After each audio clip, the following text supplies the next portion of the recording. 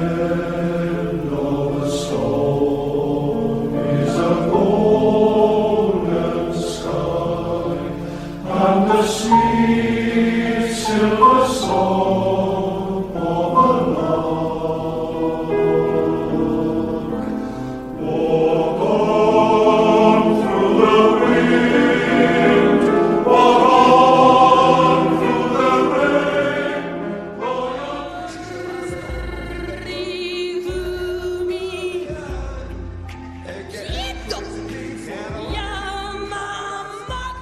What's going on, everybody? This is episode 44 of Combat Docket Radio. As always, Kurt and Ben here to bring you everything going on in the MMA world. And this week, Ben, we start off the show with some really sad, tragic news. Yesterday it surfaced that Norifumi, Kid Yamamoto, had passed away after a brief battle with cancer. And we just wanted to pay some respects to Kid to open up this show. Yeah, for sure. Rest in peace, rest in power. And kind of a figure that there was, I want to say like a stretch of a year, maybe like 2005, 2006, somewhere in there, where we all just kind of, a lot of people assumed that he was pound for pound one of the best fighters in the world, and definitely one of the best lighter weight fighters, if not the best lightweight fighter in the world. I would say like around 2005, I'm looking at his record now, was when he had his run in Heroes. He beat Kaoluno, Royler Gracie, Genki Sudo, and he fought a lot of his career at lightweight, even though the guy is a natural bantamweight. So definitely, I think it's fair to call Kid Yamamoto a legend of the sport, even though he's not super well known.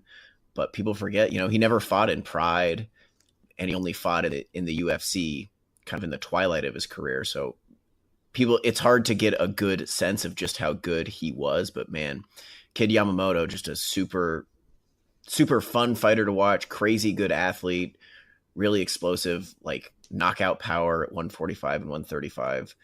So yeah, rest in peace.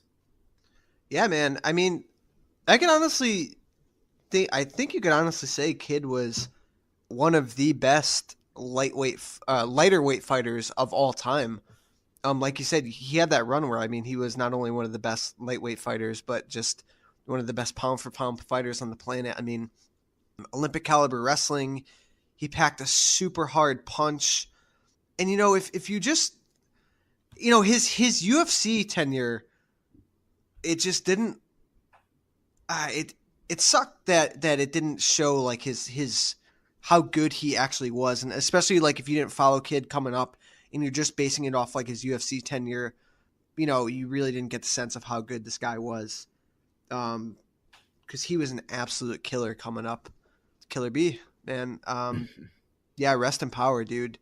Kid was a absolute savage. Definitely a legend of the sport. Do you have any like memories of Kid? Anything that stood out to you in your career, like favorite fight or anything? Everybody talks about and hopefully floating around the internet will be his 4-second knockout, which I feel like even if you don't know who Kid Yamamoto is, if you've been around MMA, you've seen that clip of him literally sprinting across the ring, throwing a flying knee and knocking Kazuyuki Miyata just unconscious, melting him. So I feel like you got to remember that.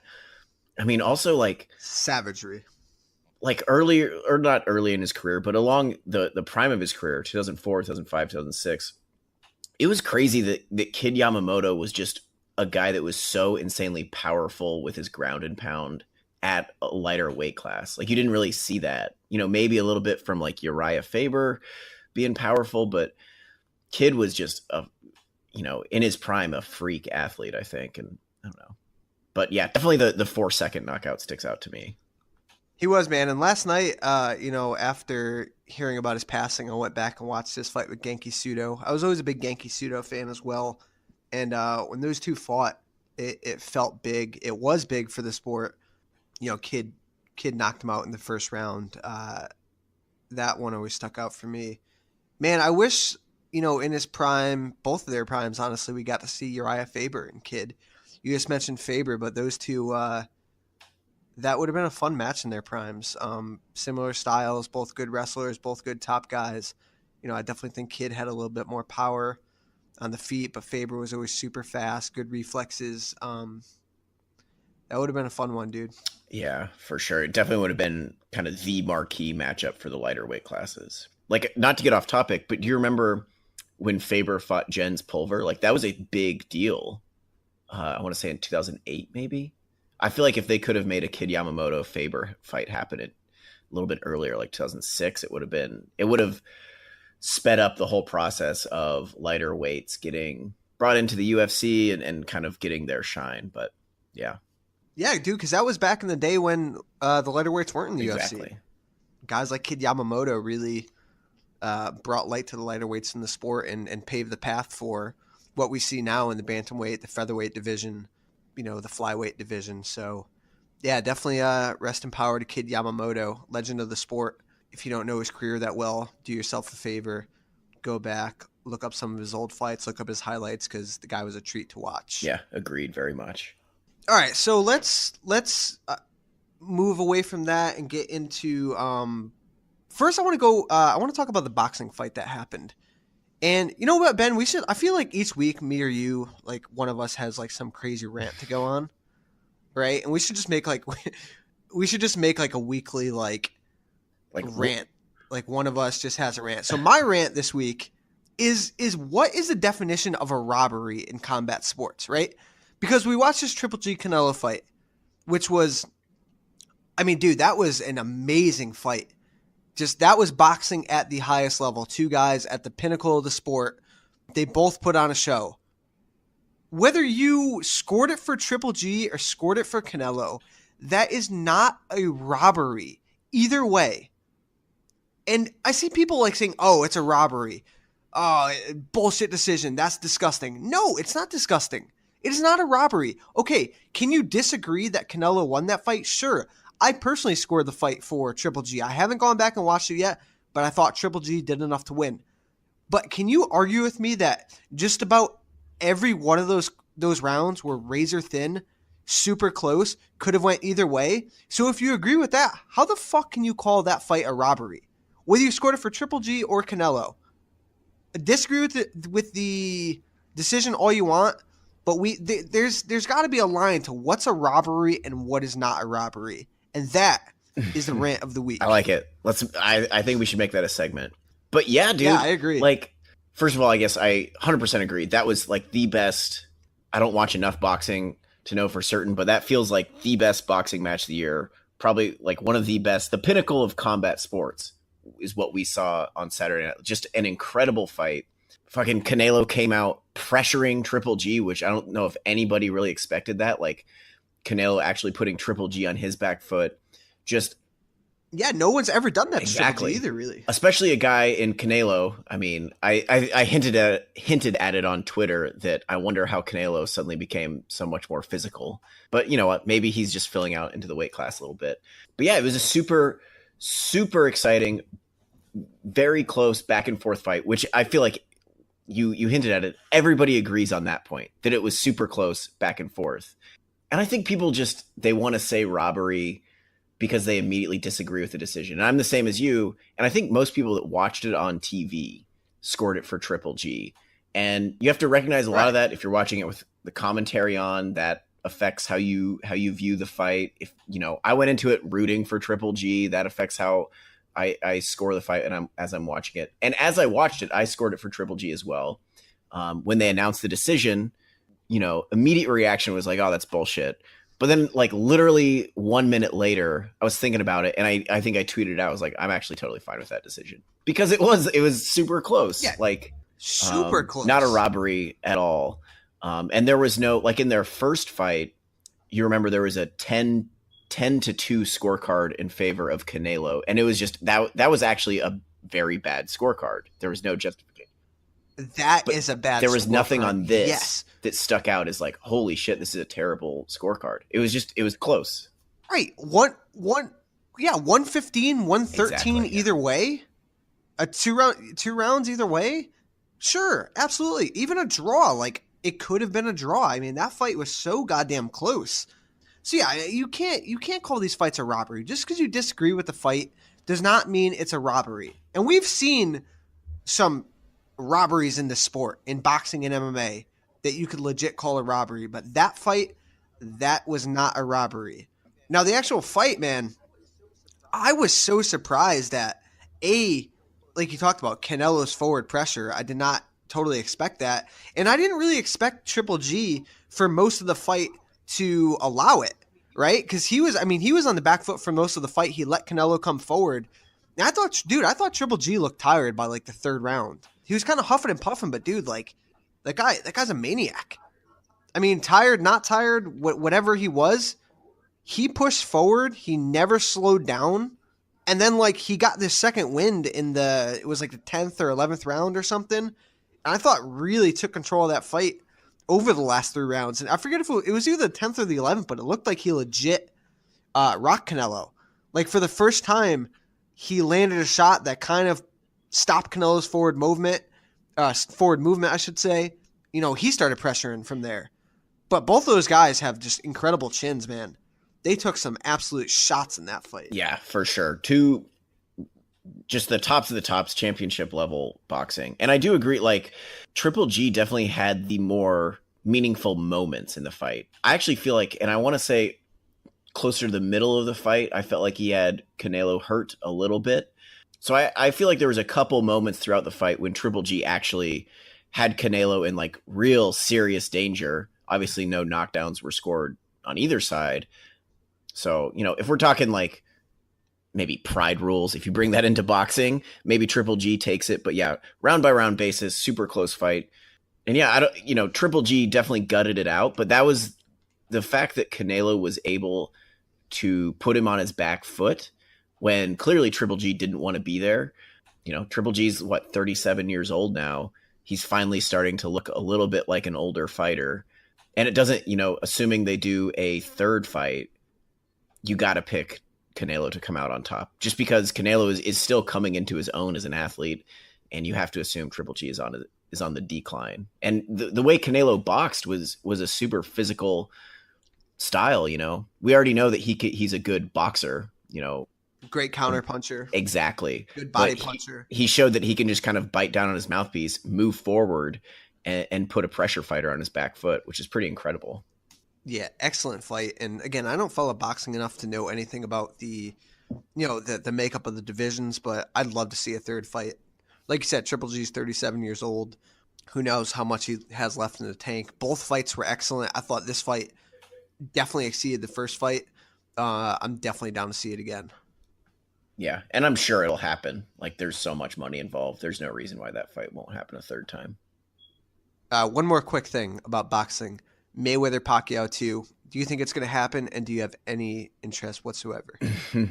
I do think it's going to happen because of what I just said. There's so much money on the line. Do I have interest? I don't know. For example, I went and saw Triple G Canelo in a movie theater, which I recommend. That was a fantastic. Yeah, how was that? That must have been awesome. Huh? It was actually, I thought I was going to be the only person in there, but we're a couple of white guys. We sleep on Canelo's drawing power because I walked in to a theater just filled with Mexican families in Kansas City. So it was actually kind of awesome. And, obviously the actual viewing experience is great. But anyway, I see myself wanting to watch Mayweather-Pacquiao 2, but illegally stream it. You know what I mean? I'm not going to go out of my way to see it, right, but I definitely want to see it just because, I'm curious what'll happen, but I don't see why it would. I don't see why it would play out any differently than the first fight, to be honest. Yeah, it wouldn't have, man. I'm in the same boat as you. Like, I don't need to see it, but will I watch it? Of course. I've always been a Floyd fan. I think Pacquiao is so far away from his prime. I don't know why they're going to do it. I mean, I guess I know why they're going to do it. It's all a money grab, but I would watch it. Kind of like the Chuck Tito thing. Like, do we need to see it? Absolutely not. But would we all watch it? Absolutely yes. They're definitely not going to pull in that 4 million buys like they did last time. But who knows? I don't know. Have you seen the numbers, by the way, for the Canelo Triple G fight? What that's done buy-wise? I have not, and I don't know.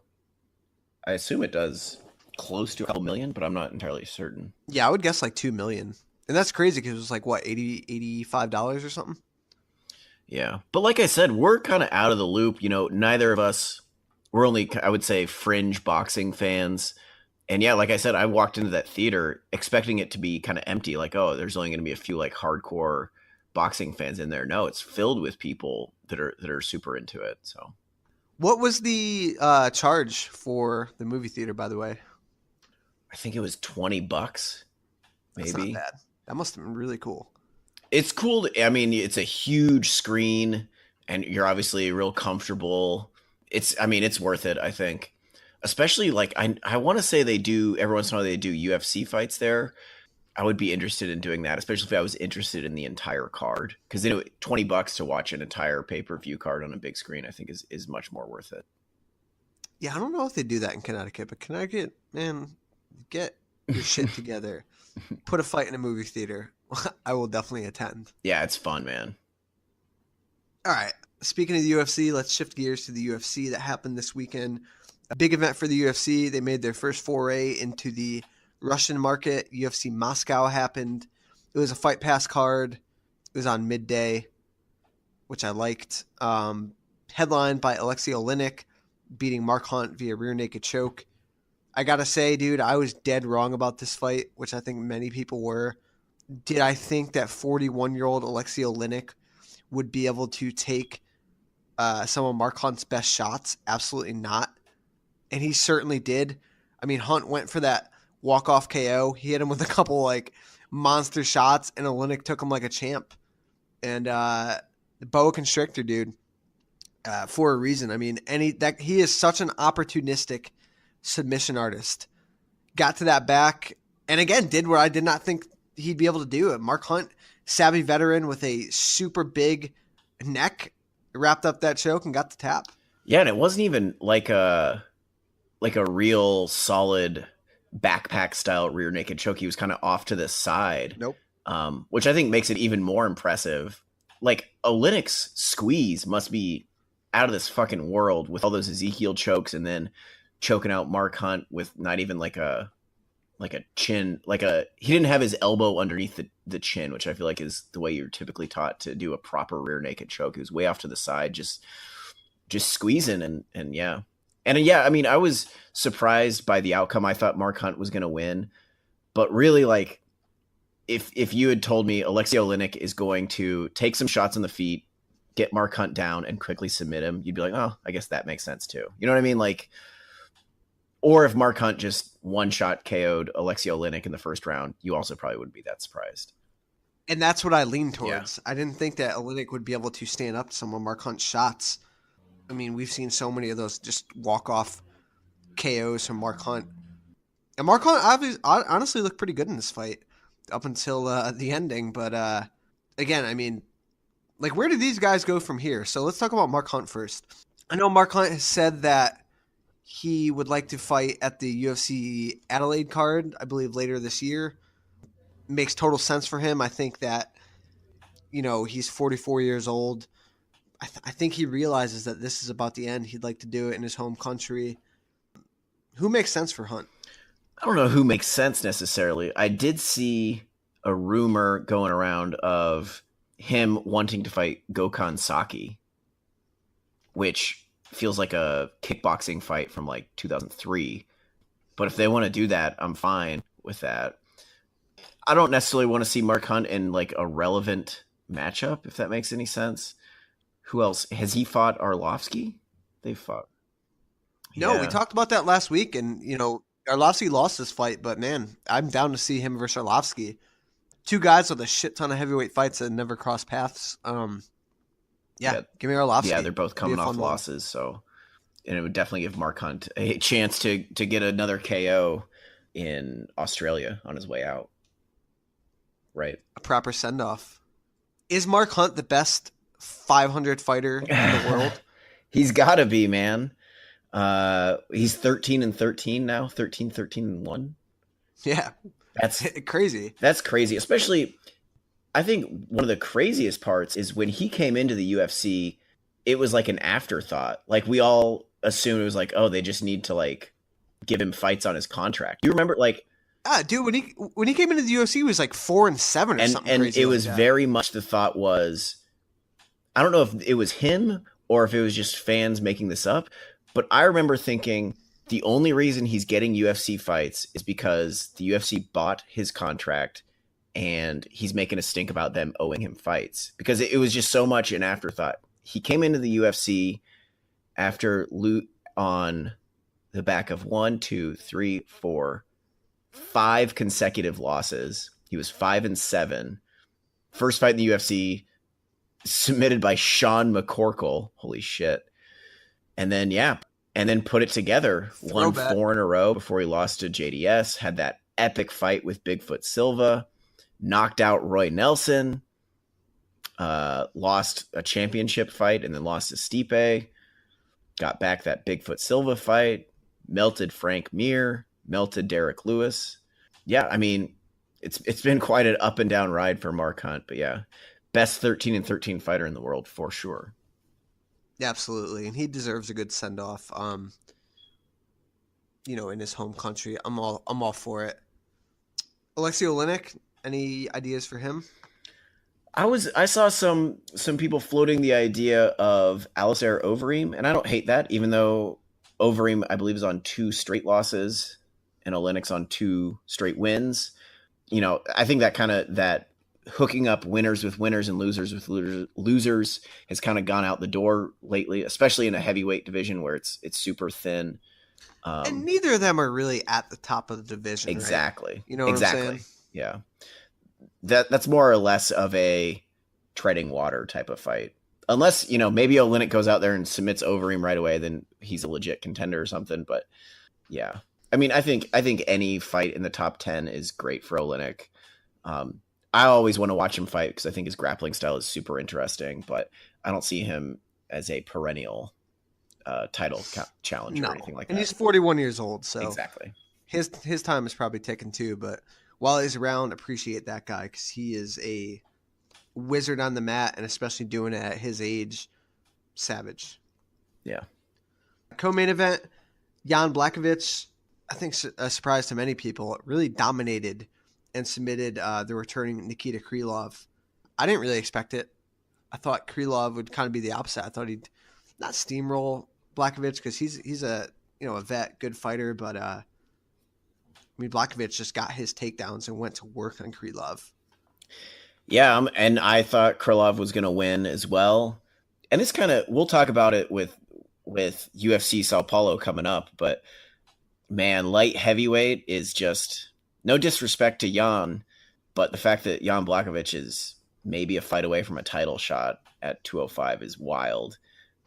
People are calling for it now. I mean, he has an argument for it, to be honest. The longest win streak in the light heavyweight division currently at 4. And it's kind of a shame. Like, here I thought Nikita Krylov was going to come back and it's like finally some fresh blood at 205. And he fucking gets submitted by Jan Blachowicz. But I mean, Blachowicz is solid, dude. I mean, if you look back, he lost to Pat Cummings before his 4-fight win streak, and he lost to Gustafsson in a fight that he was actually controlling Gustafsson pretty easily early on. I mean, Gustafsson really had to dig deep to win that fight. But again, you don't really think of Jan Blachowicz as the next guy in line at light heavyweight. But it's really a desert in that division. Yeah.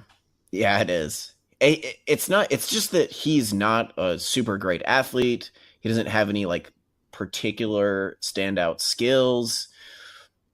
But honestly, that's all it takes at 205 is just to be a solid, kind of well-rounded fighter. And that's exactly what he is. He's not an overpowering wrestler. He's not an incredible submission wizard. I think he thinks of himself as a kickboxer, and he's not a terrible kickboxer, but he's also not fantastic. He's just all around solid. But at 205, man, that's all it takes, really. Give me he has a loss to Corey Anderson. Corey Anderson was calling for a title shot. Give me Corey Anderson versus Blachowicz, I guess. Run that back. I don't think either of them are ready for a title shot yet. Yeah, no. But, I mean, he's right up there. I mean, he's number 4 with Latifi, Ozdemir, and Gustafsson ahead of him. So, I don't know, man. We need John Jones back in our lives is what we need. UFC 230. They might be announcing that pretty soon. And we'll talk about that a little bit later on. because we do have a big press conference, which we'll talk about. Moving down the card, Shamil Abdurakhimov beat Andrei Arlovsky in a, I guess, I don't know, you call it a snoozer, right? Fight didn't have much to offer. Yeah, no. It's kind of sad to see Arlovsky lose. I was really pulling for him there. Not much to say about that one. We shouldn't be surprised, though. Arlovsky's been putting together some very tepid fights lately, and Abdurakhimov is a straight wrestler, so maybe shouldn't be surprised that it was kind of a stinker. Alexei Kunchenko opened up the main card, defeating Thiago Alves by unanimous decision. Big win for Kunchenko. I thought Thiago Alves actually looked really good in that fight, so that was pretty good to see. Moving down the card, man, this one was crazy. This was like the talk of the internet. Herb Dean basically letting CB Dalloway almost die in the cage. I think CB Dalloway is still in the fetal position at this moment in time. That went on way too long, dude. I don't know what the fuck he was looking at. It went on like the clip that's going around on the internet, or at least that was going around on the internet to show how bad of a stoppage was. It starts with 45 seconds left in the round. And that's literally like Herb Dean could have stopped it with 45 seconds left in the round. And I don't think anybody would have batted an eye. Instead, CB Dalloway is literally laying down, not moving any part of his body. Yeah, mind you, while Herb is like, come on, CB, move. You have to move. Yeah, and he's not moving. He's the only thing that saved him is not saved him. It was probably worse for CB Dalloway was that the position that he was eating punches in, he had a hand up to his ear, like in that telephone position, but he's not doing anything. It's just stuck. It's there, even though he's not consciously thinking, all right, I'm going to block these punches now. That's just where his hands ended up. And then it goes on for a really long time. The commentators are like, stop this. Exactly. They're spazzing out. Yeah, Paul Felder sounded like he was actually trying to yell at Herb Dean, like, hey, stop this. Yeah, like, stop what are you this. doing, dude? Yep. It was, I mean, that was as sick as I've been watching a fight before. Like, where I'm, like, very concerned about what I'm watching. And it's not some rinky-dink little show. It's the fucking UFC, which, with the guy that we talk about as the one of the best referees. Exactly. And I think Herb Dean will probably still referee UFC events, but if that's a smaller or a lesser known referee, he's never seeing a UFC cage again. And to be honest, like that was as bad of a late stoppage as I've ever seen in any fight. Herb Dean made Mario Yamasaki proud in that one. Yeah, let him be a warrior. What's crazy too is then he let CB be a warrior. And then the round ends and CB Dalloway is understandably not fucking moving, and Herb he's Dean is still like, come on, dude, you gotta get up and fight. It's like, are you his like psychotic coach, or are you looking out for his safety? But yeah, I think I wouldn't mind seeing them give Herb a little break here at the very least to look at the tape and see where he went wrong. What was he not paying attention to in that fight that he thought CB Dalloway was still in it? Yeah, I don't know, man. I guess we caught Herb a little bit of slack here, maybe, because I mean he's not generally known for that, right? He's generally a pretty consistent and a good ref. Well, he's had, he fucked up the was it Chris Weidman and Luke Rockhold? Luke Rockhold. No. Was it that no. one? Who was I'm blanking on who Weidman had a fucked up and Romero, right? No. With the knee? No, I'm gonna look it up. And is it Rockhold? And I want to say, wasn't Herb Dean the referee in Poirier Alvarez 1, where he like didn't understand the rules? That I don't know, but it could be. I mean, nothing's popping off in my head right now, but generally he's been a pretty good and pretty consistent ref. But this one was, like you said, as bad as it comes. Yeah, just terrible. Fuck, man, that was tough to watch. Yeah. Really, I mean, like I said, it was about as sick, like literally just in my living room alone watching it, like had to look away. It was that bad. I thought just we were gonna see fucking real damage. Bleed. Yeah, apparently, man. Jesus. So yeah, definitely one that was tough to watch. Petr Yan looked, and Jinsu Sun, who was a late replacement, I believe, right? Yeah, like 6 days. That motherfucker came to fight, dude. Holy shit. Yeah. I'm super like, boom. A new addition to the UFC roster is another crazy, crazy exciting Korean fighter. Like, sign me up. This guy was all, and I feel like sometimes when a prospect like Petr Yan has a close fight, people assume, oh, let's pump the brakes a little bit. No, Petr Yan looked fantastic. He looked really good. Yes. It's just that this Jin Soo San, Korean dude, just ate everything like a madman and kept coming. So yeah, I'm excited to see both those guys, really. But yeah, Petr Yan still looked like the prospect that he is. Yeah, he looked phenomenal. Great fight. Give me more Petr Yan, especially at that weight class too, where they need some new. You know, you have the top of the division, but everything after that is right for the taking. Petr Yan's a big guy in that division, so be on the lookout for him. Rustam Kabalov beat Cajun Johnson by a very contentious split decision. A lot of people scored that for Cajun Johnson. I thought, honestly, Kabalov coming back was going to mop the mat with Cajun. Cajun had a really good performance in that fight. Did you score it for Cajun or did you score it for Rustam? I scored it for Cajun Johnson, but it was a super close fight. I think the biggest takeaway is, you know, Rustam has some holes in his game that I think have been around for a while that he needs to fill. Most notably, Cajun Johnson just like stuck to a nice tight game plan of striking on the outside. And it felt like there was long stretches of the fight where Rustam just had no answer to that. No way to close the distance, no way to cut off the cage. He's just kind of eating long distance strikes. But yeah, super close fight, super, super contentious decision, but what are you going to do? No guy either really put his stamp on any round. You got to feel for Cajun because that was probably his last hurrah in the UFC. Yeah, they're fucking trying to get him out. They're giving him fights where he is absolutely not expected to win, and he damn near won this one.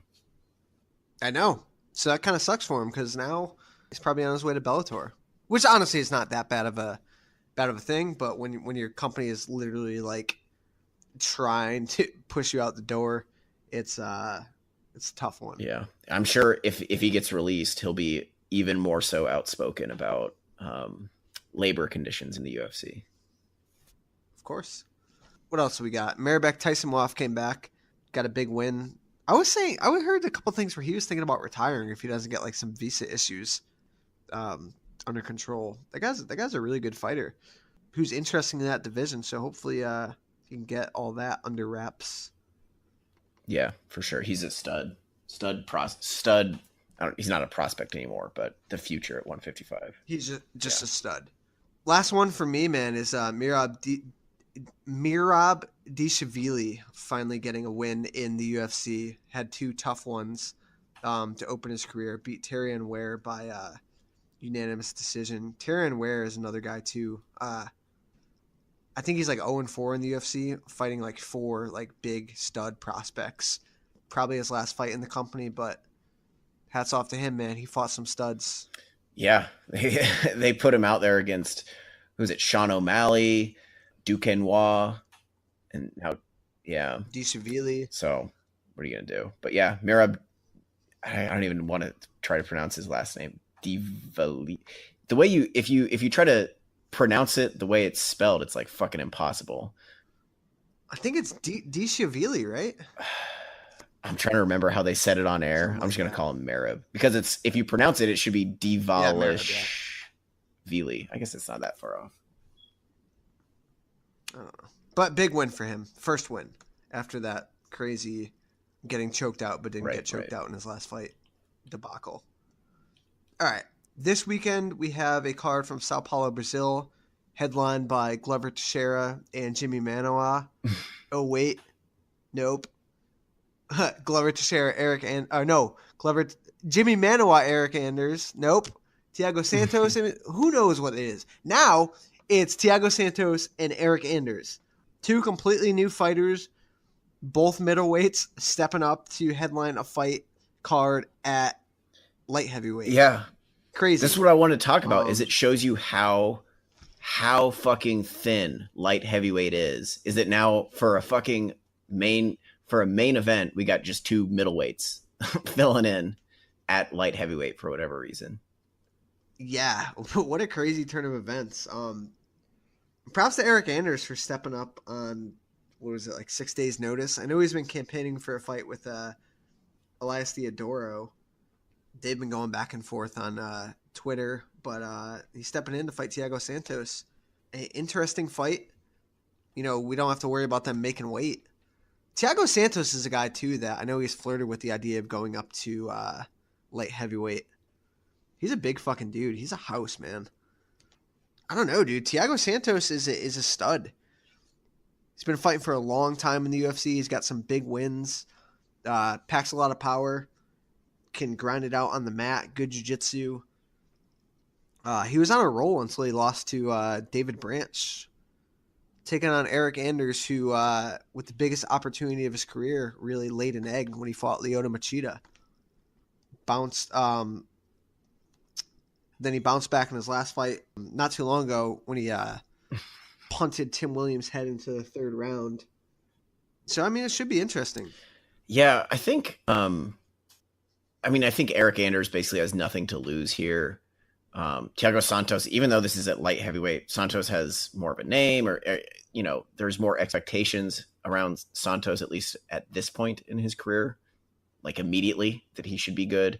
And I do think Santos should take it here. He's probably the UFC's like most explosive kicker, just an absolute wrecking ball on the feet. And yeah, Eryk Anders kind of laid that egg against Lyoto Machida, which I feel like it was fine. It was a split decision. That was only his 10th professional fight. Like people kind of gave him the benefit of the doubt there. It's like, all right, he's a prospect. Maybe just pump the brakes a little bit because he's fighting a former champion. But then, yeah, he did end up getting that epic knockout win against Tim Williams in his last fight, but he started real slow. He lost the first round against Tim Williams. He seems to be pretty hesitant to pull the trigger, but who knows? Maybe with no pressure on his back, maybe he'll let it fly a little bit more against Thiago Santos. Anders actually has a pretty good pressure game. Like, his footwork is not fancy, but he's pretty good at cutting off the cage. The problem has been that once he gets his guy against the cage, he doesn't let it loose. So maybe if he lets it loose here, he can catch Thiago Santos. David Branch just melted Thiago Santos by pressuring him against the cage and letting an overhand right fly. So maybe Eryk Anders can do that as well. But just based on what we've seen out of Eryk Anders so far, he's not putting it all together. Like, his game is not matching his athleticism. His aggression is not matching his athleticism. So I think Thiago Santos should win here. Body kicks, head kicks, and just overall being the more powerful, aggressive fighter on the feet. But who knows? It's 205, new weight class for both these guys. Some crazy shit could happen. Yeah, I generally agree with you. I think Santos is definitely the more aggressive fighter, and we saw Anders in, again, the biggest fight of his life in the main event. Or no, was it the main event? I forget. Yeah. It was, right? So, again, he was fighting a chinny Lyoto Machida, and he didn't take advantage of it. Thiago Santos is a far more aggressive fighter than Machida, with big power, big kicks. Yeah, I generally agree with you. I think Santos puts on the pressure, and I just don't know if Anders is going to be able to get off enough to keep Santos off him and to win this fight. But it is five rounds, right? They didn't say anything about 3 rounds. As far as I know, it's 5, yeah. Yeah, so it'll be interesting. But yeah, I favor Santos as well. Just again, though, a weird fight for a main event in the light heavyweight division. My biggest hope, honestly, is that Eryk Anders just feels no pressure whatsoever, because there shouldn't be a ton of pressure on him. He's not expected to win this fight, and I hope he just lets it loose, and mixes it up. Thiago Santos is not a perfect defensive fighter at all. No, he's so not. Part of me hopes Eryk Anders doesn't treat this like a fight that he's expected to win. He treats it like a fight he's expected to lose and wants to shock people. Because I think if he just lets it go and really mixes it up with Santos, he can surprise a lot of people. Just because Santos is pretty hittable. The issue is, he's also going to be throwing back at Eryk Anders this whole time. Dude, so this card has flown so far under the radar for me. I didn't fucking realize that Little Nog is fighting on this card. Where the fuck has Little Nog been, dude? That's awesome. No shit. I mean, he's fighting Sam Alvey, and I want to say, I was just looking at these odds.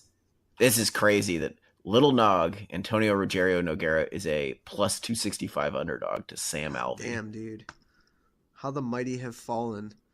Sam Alvey's he's a good fighter, dude. That guy's hilarious. But yeah, Little Nog's one of those guys, man. He's in that legend status of the sport. Him and his brother, dudes have been fighting forever. How old are the Nogueira brothers nowadays? 42. They finally looked their age, dude. They were looking 42 when they were like 22. These guys got a ton of miles on their bodies. Nogueira's always had. He's a good boxer. Got good striking. He's got the jiu-jitsu game. Alvey's always down to stand and trade, especially if someone is willing to stand and trade with him. Yeah, definitely flew under the radar for me, but I don't know, maybe a retirement fight for Nogueira if he pulls out a win. They're from Sao Paulo, aren't they? I believe so. Yeah. Let me see. No, it says Vitória de Conquista, Bahia, Brazil. I don't know where that is. Fighting out of Rio too. Sorry. I mean, I'd like to see him go out on a win here. And honestly, like, we all know that Little Nog is much more skilled than Sam Alvey. Sam Alvey is just like he's got to be one of the most counterpunch only fighters. Like, if you do not throw first, he will stare at you for 15 minutes. Exactly. But if you bring the fight to him, he'll fight back though. And he's dangerous. Right. I don't know. Part of me is like, those odds, they make sense because Nogueira hasn't fought in almost 2 full years and is 42 and has a ton of miles on his body. But at the same time, we're talking about Sam fucking Alvey here. All he's going to do is wait for a left-hand counter. So you got to hope that Nogueira can work around that, or I don't know. I don't think he's going to try to take him down, but if it goes to the mat, Nogueira definitely has the advantage there. I don't know, man. Part of me thinks, yeah, he's 42, but why can't Lil Nog just outbox a super one-dimensional Sam Alvey? I don't know. I don't know. It feels he should be able to, but it's age. Yeah, it is age. It's age, man. Age and speed. He hasn't fought in almost 2 years. Miles on the body, but who knows? Definitely cool to see him fighting again. I had no idea he was even on this card. Shows how much I've been paying attention. Alex Oliveira in the co-main event. Always fun to watch. Renan Barão is coming back. Dude, Renan Barão has got to be like the biggest fall from grace in MMA, no? I mean, unless you count Ronda, because she was at a higher peak. But yeah, it's fucking crazy that now Renan Barão is fighting guys with no Wikipedia page. But like Ronda's 2 losses were to 2 of the best women in the sport. Yeah. You know, Renan Barão's had some losses to guys that he probably shouldn't. I mean, he lost to all good dudes, but like the way he looked in some of those losses, and even wins, like sneaking by Felipe Nover, you know what I'm saying? Right. After him being like the best fighter on the planet for a long stretch of time. Crazy. Yeah. And no, I mean, people make fun of calling Renan Barão the pound for pound best fighter in the world, because the UFC did put that out. But like, I don't know if I ever thought he was the number 1 pound for pound fighter in the world, but I definitely thought Renan Barão was like a top 5 pound for pound fighter in the world. I thought he was the realness. I thought he was the truth all around, like kickboxing skills, really, really, really good ground game. But yeah, he's fallen off a cliff, man. And this fight that he has against Andre Ewell, debuting fighter, CES bantamweight champion, is going to be no walk in the park. Ewell is an explosive striker. It's going to be a tough one for Barão. Dangerous fight to take, and Ewell, making his debut against Barão, has everything to gain here. Yeah, dude. And it's basically a pick'em. Renan Barão is a very, very close favorite, very small favorite, but it's more or less a pick'em fight. That's another thing, too. Renan Barão in 2018 against a debuting fighter who's never fought anyone close to the level of Renan Barão is a slight favorite. It's crazy. Yeah, it's bonkers. What else we got in this card? Random Marcos on it. Do Bronx, Charles Oliveira fighting Christos Giagos. Christos Giagos is a late replacement, isn't he? It's a good question. This whole card has been pretty, because I don't know if you recall originally, but Ketlin Vieira and Tanya Evinger were supposed to be on this card. That would have been a good fight. I was looking forward to that one. Elias Theodoro and Shoeface were on this card. I don't know about Giagos if he was a late replacement. Wikipedia doesn't say anything, but that doesn't mean anything. I thought I heard that, but I could be wrong. Evan Dunham in his retirement fight fighting Francisco Trinaldo. Dunham's had a long, successful career in the UFC. Picked a tough one for his fucking retirement fight, dude. Trinaldo's a beast, man. That guy is, you look at his record in the past, I don't know, since what, like 2014? He's only lost to Kevin Lee and James Vick, with some really solid wins on his record in the meantime. Big dude, packs some power. Especially, that's a weird place to go out to, fighting a Brazilian in Brazil. But, I mean, Dunham's a stud, man. They love Trinaldo, Massaranduba. He's big. I feel like the commentators and the crowd, well, the commentators always talk about how much the Brazilians like him, and the crowd always seems to go fucking crazy for him. Tough fight for Dunham, but definitely a winnable fight. I mean, Dunham can, I think, still outwork basically anybody. But yeah, Trinaldo's a dangerous guy, really powerful. So it's questionable to be seen if, or I guess we will see if Dunham can actually stay in the fight long enough to outwork him. Agreed, man. I think Thiago Thales Leites fighting on the prelims against Hector Lombard. Didn't he say that was going to be his final fight too? I feel like that was, man, it's crazy that, I mean, this could be a final fight for either guy. I'm not sure. I feel like I had heard rumors of him wanting to retire. Man, Thales Leites and Hector Lombard. Yeah, he announced that he's going to retire. Yeah, that could be a retirement fight for Lombard. You have a lot of people. This is a weird card.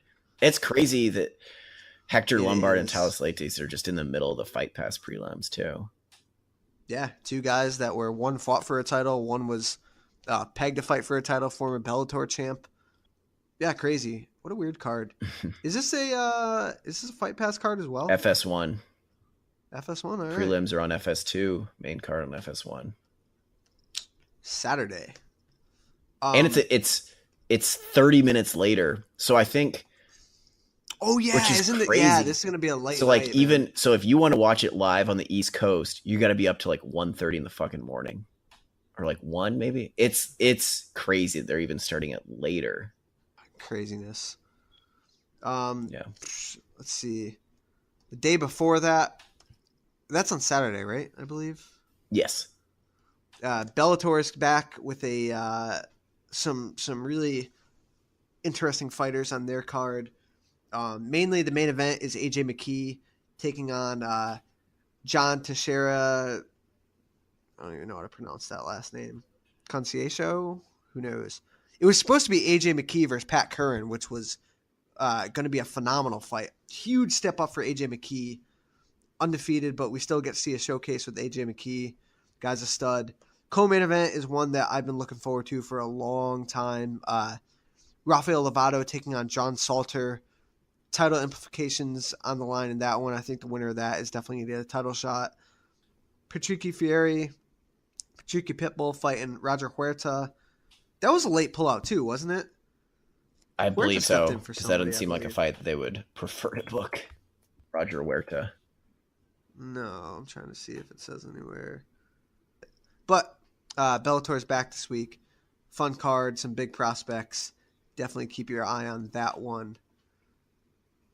Oh yeah, Adam Borix is on the buried down in that card too. Adam Borix is another guy to keep your eye on. I think I pronounced that wrong, but guy's a stud. Talk about Bellator. We should also talk about them announcing that they're going to Hawaii. Yeah, big news, man. Getting one up on the UFC. Smart for them. Especially putting it on with, Elimale, who is definitely a big draw for them. She's a stud, man. She's one of the best fighters in the world at that weight. And yeah, they're going to Hawaii. They're showcasing her there. I believe the co-main event is like, who's Lyoto Machida's fighting somebody. I don't know if Lyoto Machida has an opponent announced, but he's going. King Mo and Liam McGeary are scheduled there. They might be the co-main event. Oh no shit. I mean, I also like that Bellator is really trying to make it happen with Alima Leigh McFarlane. Yeah, she has all the potential in the world. She's well-spoken. She's attractive, exciting fighter. And yeah, I mean, Hawaii's going to go crazy for her. I think it'll be really cool to see. I'm sad at least I'm not planning to go to Hawaii for this, but I think on TV it'll look awesome. Just because you got to assume the fans there are just so rabid for high-level MMA. They're just going to go crazy. And, they put a Hawaiian champion in the main event. I'm sure they'll stack it. Bellator always stacks their undercard with local talent, but I'm sure it'll be just a showcase for Hawaii's best. Yeah, when's the last time like a big fight has happened in Hawaii? Because dude, like back in the day, like Rumble on the Rock, so many good promotions came out of Hawaii. A lot of good fighters came out of Hawaii too, like through those promotions. And it feels like we haven't seen a big fight there in a long time. Yeah, this is definitely big. And I'm glad to see Bellator beat UFC to that market, Yeah, the UFC had always said some bullshit about they tax too much, or we can't put, it's too risky to put an event on outdoors. Bellator is just kind of fucking spitting in their faces about that. And the UFC had, they missed their boat. I mean, they had one of the biggest fighters ever in the sport in BJ Penn. And now they have Max Holloway, their champ, who's an animal, So, yeah, props to Bellator. And yeah, it's been a long time since a big fight was in Hawaii. I mean, those Rumble, when BJ Penn, that was Rumble on the Rock, that's still one of the most important and biggest lightweight fights ever happened in Hawaii. Jake Shields coming up through Rumble on the Rock. And then so many in fighters. 2000, I'm trying to look it up now. 2006, remember Robbie Lawler fought Jason Miller in Hawaii. Oh yeah, for Icon Sport, which I couldn't even remember the name of the promotion, but I believe it was in a ring, if I'm picturing it correctly. But yeah, I don't. As far as I know, there hasn't. Oh, Robbie Lawler fought Murillo Ninja Hua in 2007 in Hawaii for Elite XC. Elite XC went to Hawaii, but since then, I don't think there's been anything big happening in Hawaii. Nothing. No, man. So this is a big one for Bellator. I'm excited for it. Yeah, it'll be cool. And I'm sure that the UFC is going to be like, you know what, we got to get there. So I'm sure we'll see a UFC card there, pretty quickly. Oh man, imagine if Max Holloway, let's say Max Holloway melts Brian Ortega, knocks him out with a head kick. You have to send that guy to Hawaii. Absolutely. And we got I don't know if we talked about it last week. I don't think we did because the news hadn't dropped. But BJ Penn coming back for yet another fight in the UFC? Yeah, it's a tough one for me, man. BJ's my dude, my favorite fighter. I will say really quick about that fight. I mean, in 2018, it's I can't call any matchup for BJ Penn a good matchup. But if there was one matchup where I'm not cringing at it, it's Ryan Hall.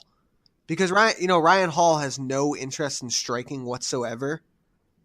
BJ is notoriously tough to take down.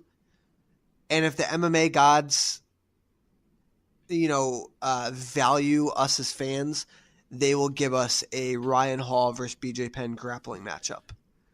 Please give us that, because that would be like a dream come true for myself and many others. So you know what? I don't hate it. I would love to see BJ just get a win and finally stay the fuck away from the sport. But yeah, I don't mind the matchup too much. I think you're right. That it's basically the best matchup that you can get for BJ Penn in 2018. Somebody who's not gonna even attempt to knock. Yeah, it's not like they're announcing him versus fucking Mirabek Taisimov. And it's like, dude, what the fuck are you doing? You know what I'm saying? He's back at 55. He's not cutting that much weight. Hopefully, I'm all for it, man. I hope he can get a win and get out of there. I feel like, I guess we'll talk about it when it gets closer, but I feel like they'll actually grapple. Ryan Hall will try to do one of those Imanari rolls, and I think BJ Penn will accept top position. I don't see I don't see why BJ Penn wouldn't Absolutely. be confident that he could engage with him on the mat. So who knows? But yeah, could you imagine if the UFC goes back to if the UFC goes to Hawaii in like 6 or 7 months? BJ Penn, man, you got to be scared that he will want to fight one more time. Yeah, that's a good point, Ben. Fuck, you know he's gonna want to get in that card. Yeah, but I don't know who they would give it to him. I have no idea. What he might maybe he'll knock out Ryan Hall. I mean, crazier things have happened. Yeah, he's gonna be on that Diego Sanchez fucking thought pass where he knocks out Ryan Hall and he's like, all right, championship run 2018. Yeah. God. Fuck. So we'll see how that plays out. Last thing I want to talk about, they finally announced They finally announced a UFC press conference with Khabib and Conor. It's going to be taking place this Thursday at Radio City Music Hall. Not open to the public. Give me your thoughts on the press conference as a whole. What we're going to see and like, how do you think both fighters are going to react to this? You know, first time face to face in a room together. Give me your thoughts on the press conference. I think it's going to be I think it's going to be more of the same. Like there's nothing groundbreaking is going to happen. It's not like McGregor or Nurmagomedov are going to say something, I think, that's completely out of left field. I don't think they're going to do anything that's insane. But that said, I think it'll be awesome because whenever McGregor has this kind of platform building up to a fight, whatever he does is always awesome. So it'll be like, you know, the same shit that I'm sure he did leading up to the Aldo fight and the Diaz fights and the Eddie Alvarez fight. All the same kind of type of trash talk. But, you know, sign me up for that. Like McGregor is the best in the business at exactly these types of press conferences. He'll interrupt his opponent's answer and say what always feels like just the right thing. The who the fuck is that guy comment, you know, that's just like prime McGregor. I think it'll be just normal trash talk. I'm curious to see how Nurmagomedov reacts. People kind of treat him like he's not human. But you know, he can get shook. People kind of thought Aldo was immune to trash talk, and then it really seemed like he got hurt by McGregor's trash talk. So I think it'll be more of the same, but it'll still be really fucking cool. I don't think they're gonna like fight or anything. I'm sure there'll be some sort of shoving or that kind of stuff. I guess. Do you think that they're gonna announce other UFC 230 news? You have to assume they announce UFC 230 main event there. Yeah. So I mean, you know, a little bit about the press conference. I think it's smart on their part to make it without any audience because obviously we've seen what could happen when there is audiences there. Yeah, I think we're going to see a bit of a more subdued Conor McGregor because, you know, Khabib isn't going to generate much, right? He's not going to go after Conor and get into a war of words with Conor. He's smarter than that. Conor would pick anybody apart, honestly, in the war of words. He's so good with it. But I think we'll get some good clips. You know, hopefully the media generates some good questions. But Khabib's a really like stoic dude. I don't think we're gonna get too much. Stare down will probably be fun. But I'm excited for it. I mean, like we think this is the biggest fight ever, and there hasn't been like much. I feel like there hasn't been enough buzz about it, right? Like I feel like right now, we're almost 2 weeks out, aren't we? A little over 2 weeks, and it's like. I feel like this is going to finally like slap us in the face with like, all right, this fight's happening 2 weeks from now. So I'm happy about that. I definitely think they're going to announce a main event for 230. Right now, I think for me personally, it's either going to be Woodley versus Covington or John Jones versus Gustafsson. And my opinion on John Jones for Gustafsson, I'm all for it, but I don't want to see it be for an interim title. John Jones has been stripped like 2 times already now. Fuck the interim titles. Make it a 5-round fight. Let him fight. Number 1 contenders fight. We don't need a fucking interim title. But I'm sure they'll do it for an interim title. Yeah, I'm fine with either of those fights, honestly. Or another opinion I threw out there, maybe I would even take Rose versus Valentina, 125-pound title. This might not be the most popular opinion, but put it as a co-main event. Give me Poirier versus Diaz, 5-round main event. Either or. Because we've talked about it way back when Poirier Diaz was initially announced that like that is a fight promotionally strong enough to just stand on its own as a main event. But since the UFC has been pretty adamant that it's going to be the co-main event, you got to assume something big is coming up. Yeah, maybe John Jones. Yeah, I think John Jones is likely. I think Tyron Woodley versus Covington is likely. But I mean, dude, all eyes are going to be on that press conference, so that's a big time to announce it. They have to announce it. I mean, dude, we're already almost into October and we have no main event set. So, by the way, I'm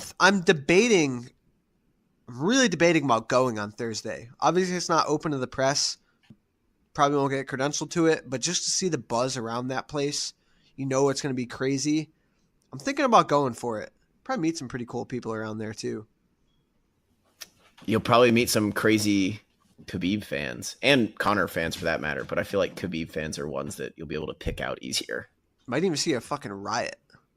I mean, I think it'll be crazy. I think Conor McGregor will do such a good job of kind of capturing our attention and capturing the tension that builds up to that fight. Because yeah, you're absolutely right. It doesn't feel like there's been very much buzz about it. They didn't do like with Aldo, months in advance. They did those embeddeds where they did like a press tour, and it has not been a slow build to this fight. But I think starting Thursday, it's going to be a red hot, super fast promotional build to this fight. It's going to slap us in the face, man, and I'm excited for it.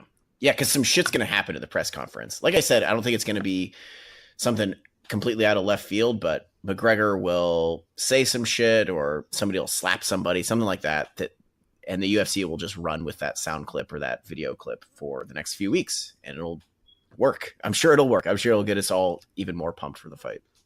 Absolutely. What else? Did we miss anything?